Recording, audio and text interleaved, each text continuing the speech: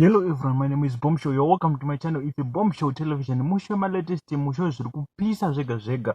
Kana uri munyowa, don't forget to subscribe to our channel. It's a Bombshow television. Nhasi ndauya ne good news. Kana une business raunoita, imborisa mu comment section unoona kuwana nonechi ne customer kana munhu anozvida.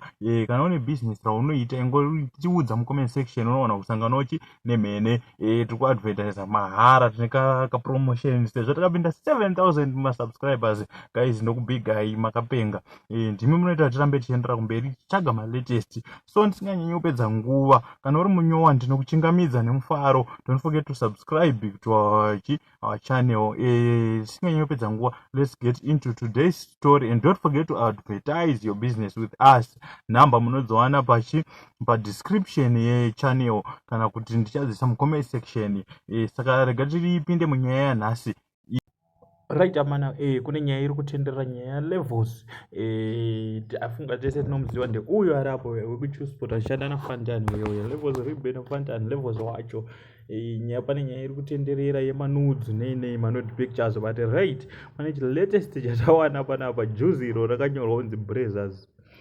And I think vari over 18 vazhinji vacho vanoziva kuti Brazzers ikambani inoita nezvei.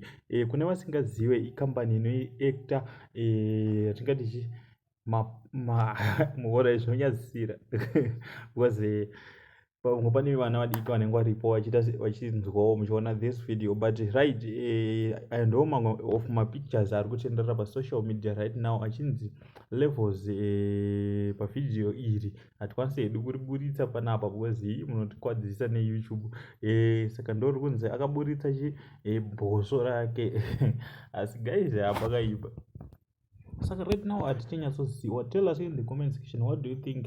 Kuti levels vakutoita here zvekuacta masinsinaya kana kuti zvinhu zviri kungotenderera semunhu anenge abaizawo vanhu havazoshayi zvekutaura.